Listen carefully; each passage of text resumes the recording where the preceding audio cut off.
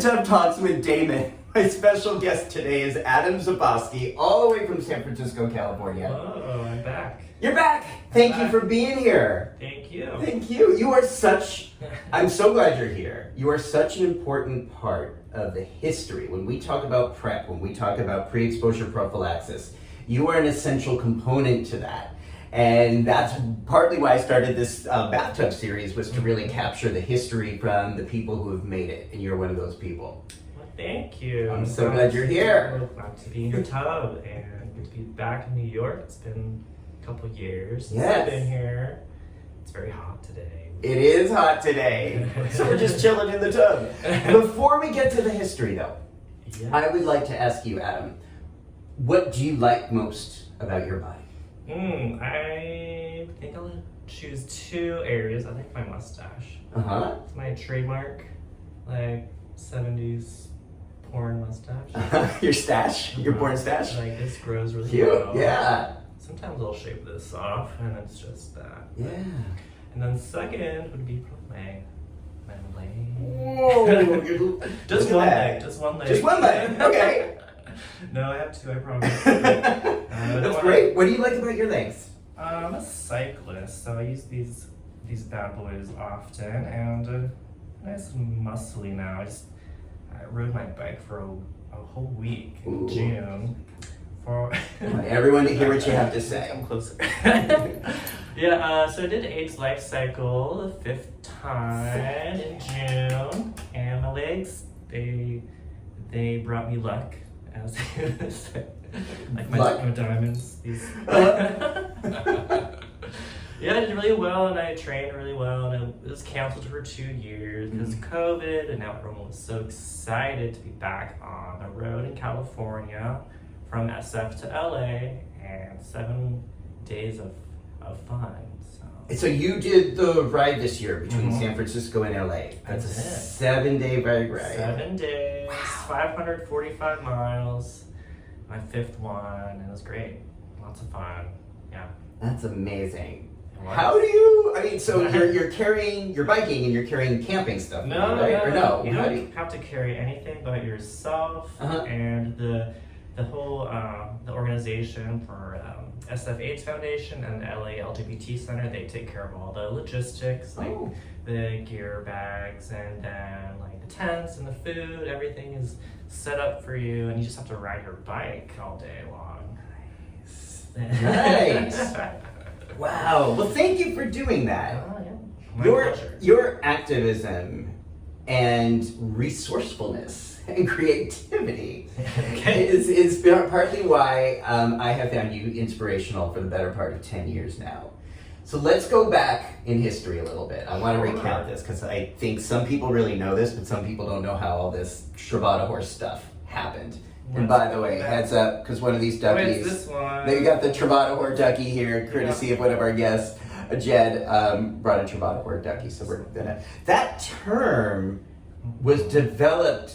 Well, the embracing of that term, was developed by you. So 10 years ago, the United States FDA approved Truvada as the very first HIV prevention strategy. And yes, I say it's the first because it was, because condoms were not approved and actually weren't approved to be used to prevent HIV until 2022. So let's just be clear on that. So Truvada 10 years ago was the very first time the FDA ever had endorsed a prevention method for HIV.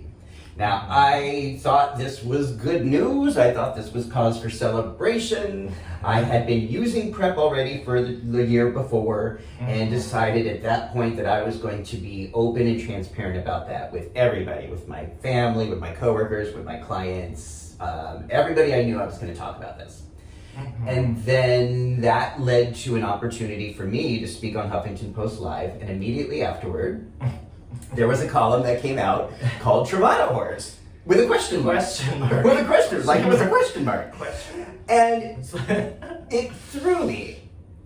I didn't, I kind of laughed that stuff off, but it kind of threw me a little bit because I'm like, first of all, I don't think of a whore as a bad thing, but I know that this article and the way it was written was intended to criticize and perhaps stigmatize those of us that were using this FDA-approved method to prevent HIV. Absolutely, that there was something like pathological or morally flawed about using a pill to prevent HIV rather than a condom.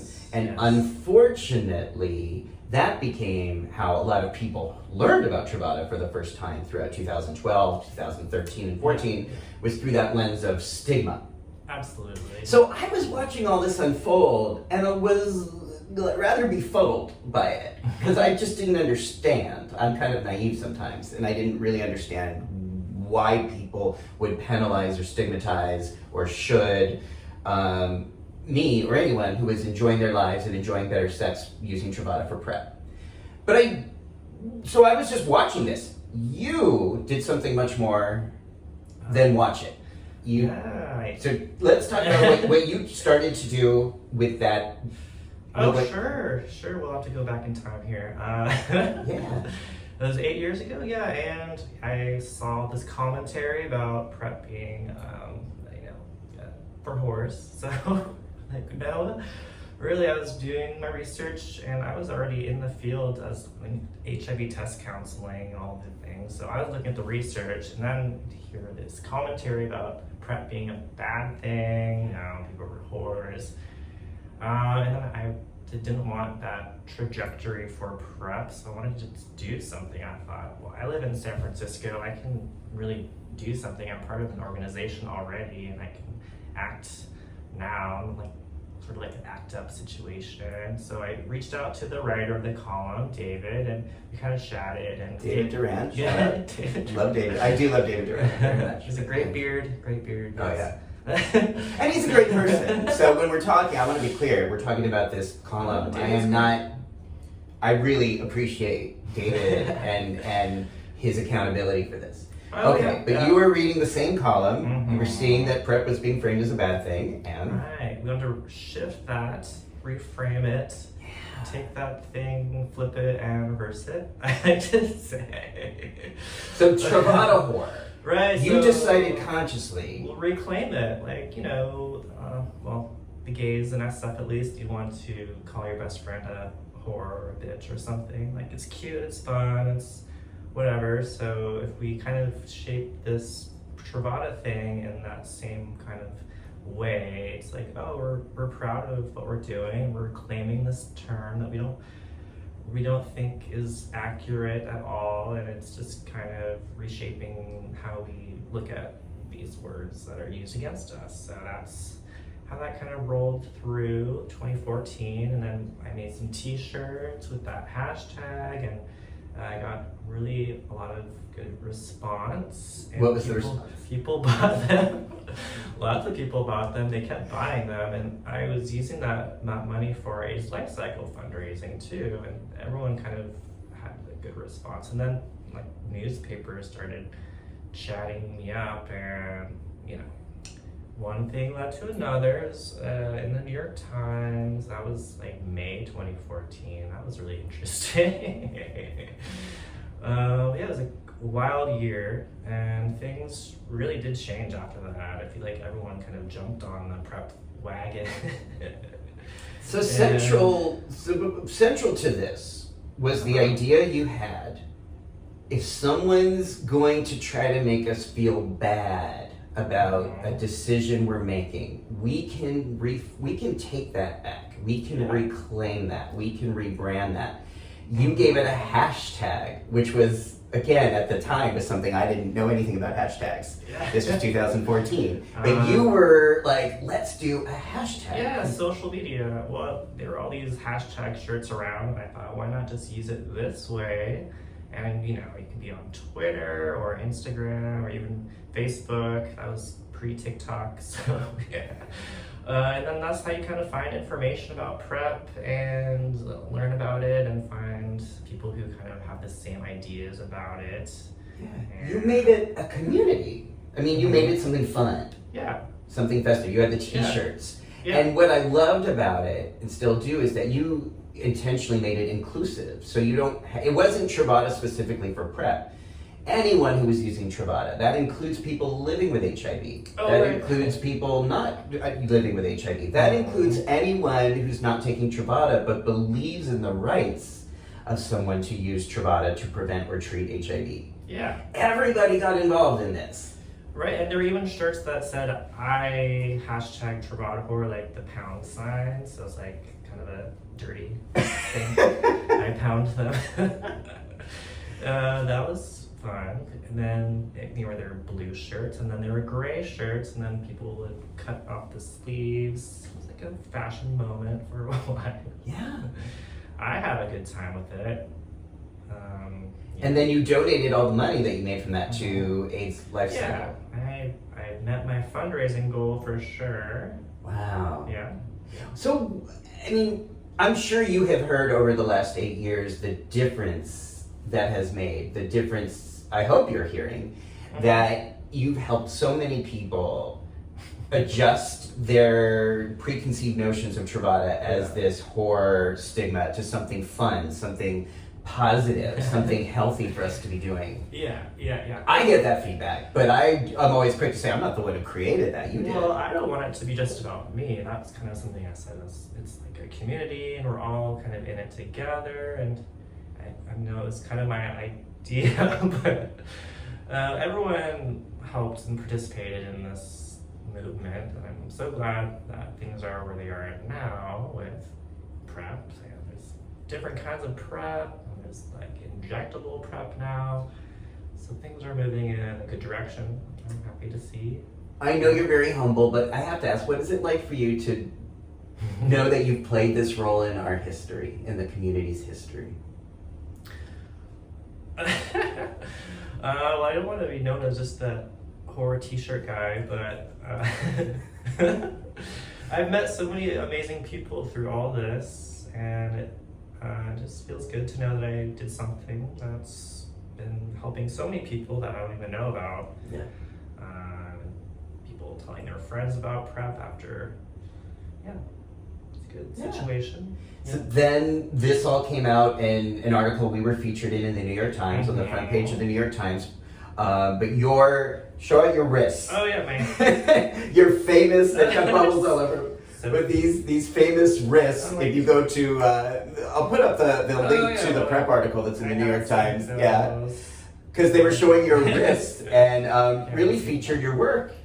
Oh, my tattoos. And your tattoos. So what was that like for you to wake up and find your tattoos and your hands on like the front page of the New York Times? I believe that was May 14th of 2014, something like that. Oh yeah, well the photographer actually flew down to San Francisco, and we were taking pictures in the backyard and the kitchen, and we did full body shots and shots of me with pills in my hands, and then I saw a few preview shots and they looked really cool, and it's a great photographer. And then they ended up on the newspaper. There was that one shot. There were two pictures of me in it. Yeah, I think one is your face and one is your wrist. Yep, I remember that. Yeah. That's cool. And then that one shot with the hands and the Truvada pills, everyone just kept like posting that in all these different articles as like the typical Truvada photo that they have. It became the stock photo that people used. Right. I saw that in so many presentations. Stock photo. Yeah. Hand model. Yeah. It is. Yeah. So this happened. This was a movement. You were in the front of it. You were getting a fair amount of publicity. Was any of that uncomfortable for you? Did any of that feel not okay to you? No, I mean, I knew someone had to do something. I did something, and there's always going to be some backlash. There's going to be like... What was the backlash? Well, like conservative people, like, I'd say ignore the comments. Don't look at them. But yeah, some people just said some interesting things about me, and like, that doesn't make any sense at all. Wait, what? Just like something about being a imbecile, Truvada slut. I don't know. I'm just whatever. Anyone could just post anything on the New York Times commentary, whatever. Oh yeah. But well, in San Francisco, it's not really any of that anyway. So I just this is where I belong. I lived there for now 16 years. Mm-hmm. Yeah. So then, at some point, and I don't know the timeline, you entered nursing school. Mm-hmm. Was it after all of this happened? Yeah. So I went to I was nursing school from 2017, 2018, and now I'm an RN, and I'm doing great work with infectious diseases, various ones. Wow. And, Now, did you know you wanted to become a nurse while all of this publicity and Truvada horse stuff was going on? Yeah, I think that was like my 5-year plan. Like, well, I was already in the field doing all these like counseling and STI work, HIV work, and I saw the opportunity to keep going to school, and that's why I did my prereqs after that, and then nursing school for 2 years, and nursing is what I do now, an RN. And when did you actually become an RN? That was 2018. Okay. Mm-hmm. So, you had been so prominent in HIV prevention, so prominent in the Truvada hormone movement. You used that to raise money for AIDS Life Cycle. You became a nurse. Mm-hmm. And then in 2020, something changed. Let's talk about it. So, when COVID hit, what did that do for your life, for your work? What was that experience like for you? Oh, COVID. It was an interesting time. A couple of years of not having a great time. I was working part-time as a nurse for part of that. Well, lots of hours got cut, so it was like you're working really not very often. Your hours got cut? Yeah, well, the clinic I was working at, it's like, well, we can't have as many appointments now because of COVID, and people really aren't having that much sex right now. Oh, okay. So you were still working in sexual health. Okay. Yeah, we were like, the health department said you can't have this many appointments. You have to cut it down just for safety of patients and the staff. So are you talking about they cut down services for HIV testing, STI testing? Yep. That was reflected in all the epidemiology reports as well. We didn't have all this testing going on because of COVID. We didn't really know exactly what the STI rates were at that time. But I know people obviously had sex, but probably not as much sex due to that kind of COVID fear, parallels to other things. Now, in your opinion, because you are part of our community, you know our community, and you know the San Francisco community very well. Mm-hmm. Do you really think people stopped having sex and group sex during COVID? Or do you think that's just what the officials want us to think in order to justify cutting funding for sexual health? Cutting funding? Ooh. Or shutting down the hours instead? Or maybe I'm being too assumptive. Well, I know people were still having sex. I hear all about it. All these like secret COVID sex parties. Yeah, here too. Yeah, and then some guys were doing all this great PPE sex events. Like they would have a sheet to separate their front half from their back half. Uh-huh. A bunch of suitors come the back door and have the airflow going this way with masks, or just any sort of mask with maybe a gas mask too. It's San Francisco. We have Folsom. We have all the things. You can gear up for your sexy times. Mm-hmm.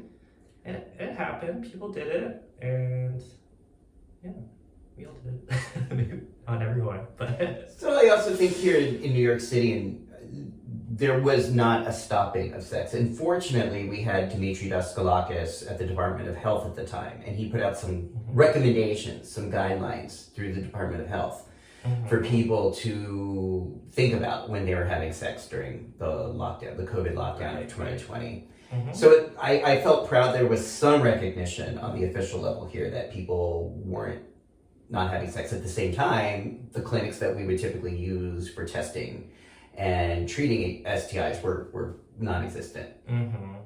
And it was just seemed to, again, I have friends who work in the medical community, nurses, and felt really bad for the position they were in because they also knew, like, oh, wait, we're having a public health crisis, but that didn't stop all the other things that we were trying to prevent before COVID hit. Well, at that time also, there's lots of, like, at-home testing being pushed. Like, people would get the kids delivered to their houses, but it doesn't really help if you have symptoms, because you just gotta go get that taken care of if you have symptoms. Yeah. And you don't want to be in a hospital. It's, during COVID, that's the last place you want to be. Right. Yeah. So now you primarily do work in what area? COVID testing, COVID treatment. Mm-hmm. So COVID really did change the trajectory of your work. Yeah, well, I also personally wanted to make a few changes to my career, do something different, because nurses are lifelong learners, and sometimes when we do the same thing for too long, we get a little antsy. We need to just do something different, and I love doing COVID work now. Lots of variety of people that I see as patients, and everyone's very appreciative of the work that RNs in this endemic are doing. So I help with testing, and if people test positive and they have a risk for severe COVID or hospitalization, I help get them connected to providers, and then if the provider okays the prescription, I help dispense and kind of educate them on like Paxlovid and stuff like that. So. It is amazing to me. It almost feels reminiscent of PrEP, that when the FDA approved Paxlovid for COVID, again, I thought this was incredible news. Mm-hmm. And it wasn't like, I didn't get stigma, I just was like, a lot of people don't know, like here in New York City, so many people don't know that that's available to them. Paxlovid is not FDA approved, it has emergency use authorization. Emergency authorization. Yeah. So it is one of two drugs, but I think known to be more effective in terms of, thank you for clarifying, emergency authorization to be used when someone's presenting positive for COVID and or is having symptoms and or at higher risk of illness, That's the key. grave illness. If someone's young and they have like no chronic health issues, and if it's like a mild case, the doctor isn't gonna recommend, just because the risks of taking this medication, because it's so new, we don't really have any data on long-term effects. It's higher than the benefit. Right now, the variant that I was talking about, it's very mild for most people, but very contagious. So most people do really well just taking care of themselves at home and quarantining, of course. Don't really need Paxlovid, in those situations. It's a double-edged sword, though, right? Because what Paxlovid, correct me if I'm wrong, I think one of the advantages is that it shortens the duration one would be infectious to others. Mm-hmm. Yeah. And if someone's young and healthy and feeling fine, they're probably going to be less likely to quarantine consistently. Or they'll come out of quarantine faster. Good point. So would Paxlovid potentially help on a community spread level if it was more available to everyone? Yeah. Well, the key is you got to start it early on, and you just got to take like 3 pills in the morning, 3 pills at night. It's just 5 days of meds. Mm-hmm. But yeah, that's a good point. Like, you're thinking about doing Paxlovid prophylactically. I don't know if that's ever going to happen. Or to recommend, if there's supply, there's access for all people who test positive, to say, this is, even if you're young and healthy and feel fine, this could actually shorten your ability to infect others. Right. Well, I think they just want to see some more data long term. Because, Truvada, that was already being used for a while, so they knew how that would go long term. So. Right. There was 8 years of data before Truvada was approved for PrEP. Yeah, it wasn't new. It was around. Right. Okay, good point.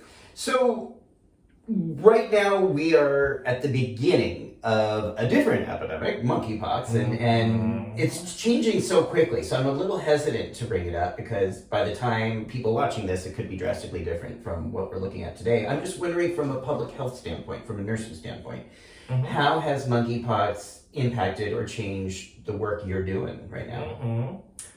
Well, yeah, everyone's kind of freaking out about that right now, particularly around vaccine access. I think really it's happening a lot in New York, obviously, and SF and LA, just the big cities. There really wasn't a lot of that vaccine available, but it's like for smallpox and monkeypox, it's not something new. But we just needed to kind of amp up that production and get it distributed. That was kind of the main, thinking about the past couple of weeks, that's the main issue, is we don't have enough for the demand. Mm-hmm. And people are scared. They don't want to have this situation.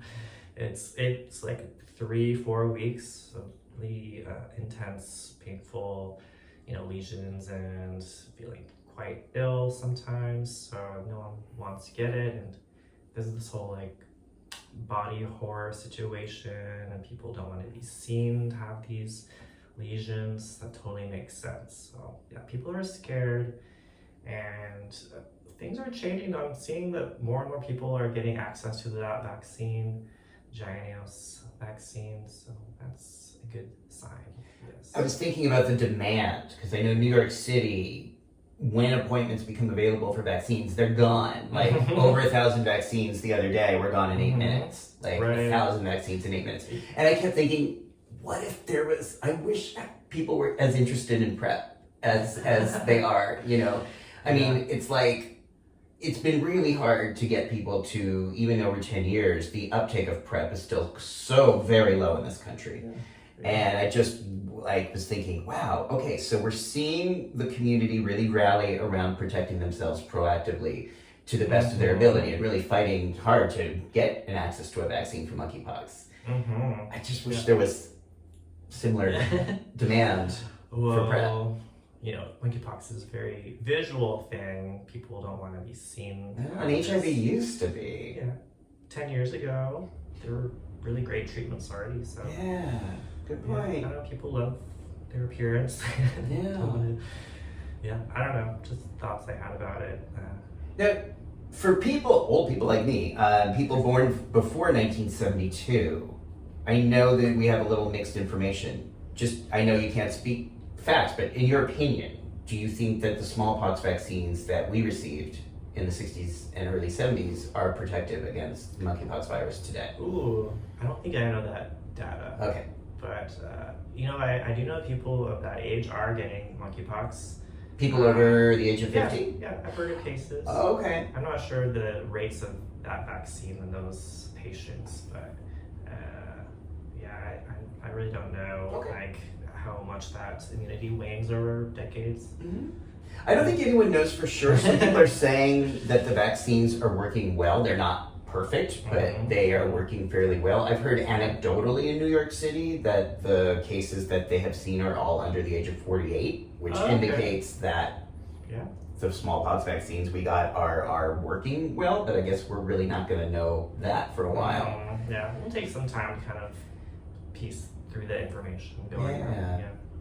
So tell me a bit more, if you don't mind, about your life, about your play, about your pleasure. What I love about PrEP is that it gave us the opportunity to think more about the quality of life and sex and relationships that we want to have. And I noticed you're wearing a pup bones. Yeah, that's my little puppy collar. So what does that mean to you? I've been a pup since 2012, 2013.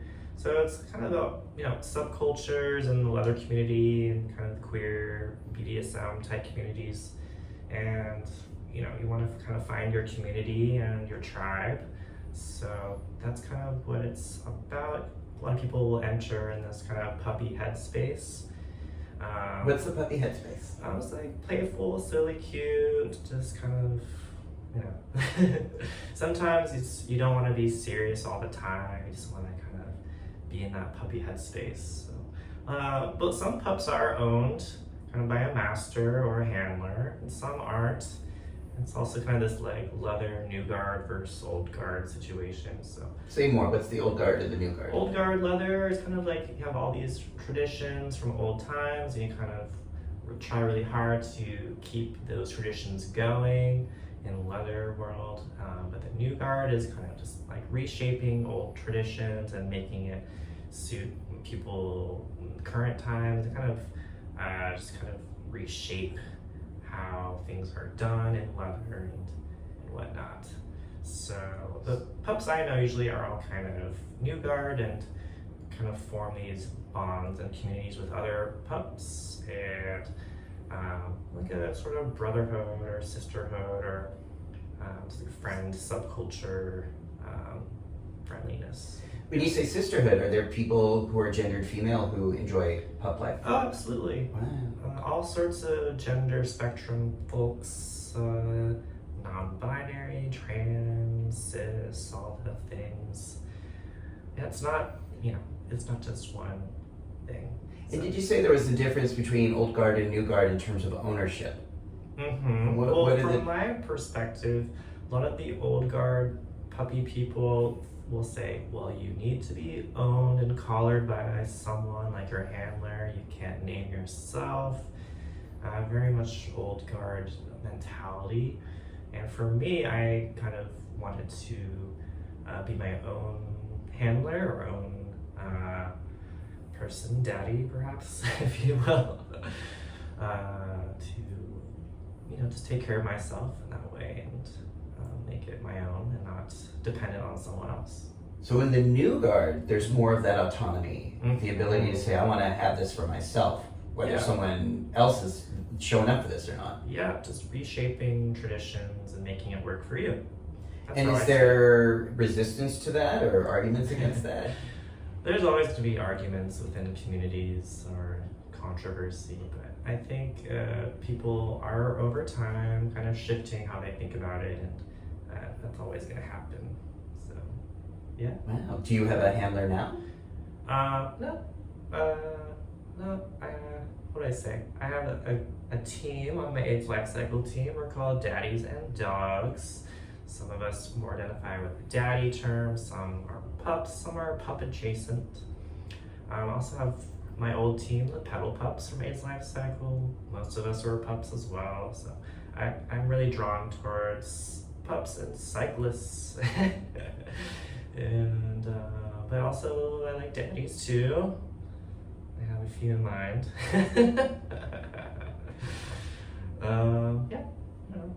I guess I'm very poly in that way. I like having a variety of play and people in my life and relationships. So, very new guard, I guess. So it's a way of connecting in, I think you described earlier, a playful way, a way where you can laugh, where you don't have to be so serious. Yeah. And a way of being connected with different people in different ways that's meaningful and pleasurable. And also meeting people that have the same views and ways to do things as you. Play and other ways too. Great. And sex. If someone's watching, Mustn't forget that. So part of it, sorry, I'm just moving this mic, thanks. So part of this is about sex, part of this is about connection. Absolutely. Does it translate into relationships outside of a sexual situation, the pup play? Oh yeah. Mentorship as well.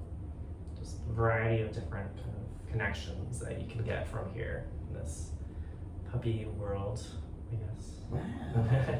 So if someone's watching this and saying, I might be interested in this, or I want to learn more about this, how would you suggest they would go about finding out more about this and experimenting or learning about how this might be something, a source of pleasure for them? Yeah, well, there's a lot out there. Something coming to mind, San Francisco, we have, Folsom Street Fair and Up Your Alley, also known as Dory Alley, and all the fun leather shops like Mr. S Leather. You can also just look up online. I know the Wikipedia page on Puppy Play has a ton of stuff. There's books. It's all at your fingertips. Are there any books you would recommend? I don't know. Okay. I don't know really. Okay. That's okay. No, you don't. I agree. You don't always have to be a teacher about everything. Sometimes you're allowed to just have your life without having to necessarily be the teacher. I honestly can't think of a book Okay. would be in that topic. It's all internet now, I think. Okay. So people can learn more, and I think there's a lot of pleasure and a lot of community that's offered to people who are open to that. And I like that you're saying that we don't have to follow the rules, or as I call the shoulds of the old guard. We can, the shoulds, you get to decide for yourself what kind of play and community and connection you want to enjoy. You get to be the one to decide that, not other people defining that for you. Absolutely, yeah. Remember, sometimes I would tell people I don't have a handler, and they'd be like, you don't have a handler? What? Like, no, I'm my own pup, so I just make my own rules. Some people call that like a stray puppy. How do you feel about being considered That's stray? kind of fun. I like that. Yeah. I guess stray, though, it infers that one is lost or looking, or the goal is still to be found. I guess that's what makes that's what I think of I'm it. choosing my own adventure. Ah! It's beautiful. I say that a lot. Yeah. Okay, so this exploration, this play can be about choosing your own adventure. It doesn't have to be about following anybody's rules or guidelines or shoulds. Just choosing your own adventure and exploring what's right for you. Absolutely. Yeah. Wow. Well, see, this is again why I appreciate so much of your message, and the whole time I've known you, that's been consistent about this, is helping people understand that they can feel celebratory and feel empowered by what they experience as pleasurable, and to change whatever shoulds or stigmas or Truvada horror labels that are trying to impinge on that. So thank you for that. May I ask you too, what is the crystal? Oh, I got this from Etsy. I just thought it was cool. Well, it's my name engraved, and it's like, there's not anything fancy, but it's really pretty in like a club. The lights reflect off of it. And It's gorgeous. yeah, it kind of catches your eye. Mhm. Thank you, Etsy. Forget who made this. And is there anything you want to tell us about the tattoos on your chest? These are just old tattoos. Marx Nietzsche quotes about religions and. What does it say? Sie ist das Opium des Volks. They were writing about kind of organized religions and controlling masses of people and kind of political structures and control. Yeah, it is the opium of the people. It's a good conversation starter. So it's about religion being controlling the masses. Yep. Oh wow. Yeah. And when did you get that? I got this like 12, 13 years ago. Woo! Well, you're ahead of your time. Well, no, not really. It's an old quote. But I mean, in terms of how we've seen, I don't think it ever went away in the U.S., but I think it's a lot more prominent. Religion being used to control the masses. Bodies also. Same way. Yeah, totally. Oh, well, abortion. Yeah. Right. Abortion. So religion being used as an excuse to stop women from getting abortions. Yeah. And it appears that if certain people are going to get what they want, that's going to start to be used to stop people from using PrEP too. Which is interesting because so far PrEP has, with all the debate and all the stigma and all the finger pointing, it's remained a relatively partisan non-issue. It hasn't been a partisan issue. It never really became about straight or gay or left or right.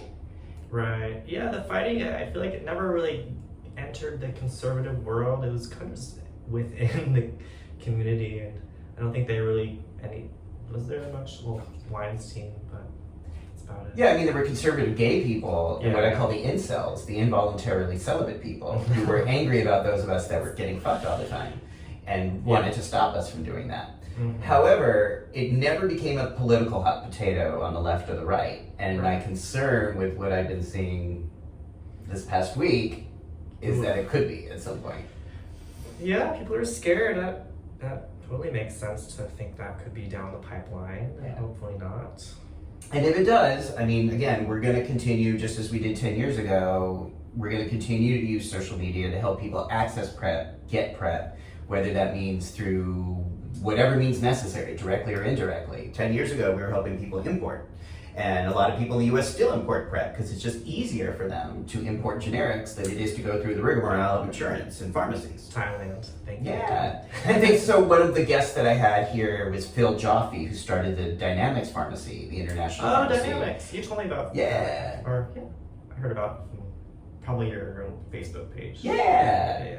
So Dynamics has been a major supplier of PrEP for the better part of the last 7-8 years around the world. And here in the US, a lot of people have just preferred to go that route because it just saves a lot of time and energy not having to deal with the medical, the insurance. It's also Doxycycline. Yes! Okay, let's talk about Doxy. Let's talk about Doxy. Doxy PrEP, Doxy PEP. Yes. It works. Yes. It's antibiotic. It reduces significantly STIs.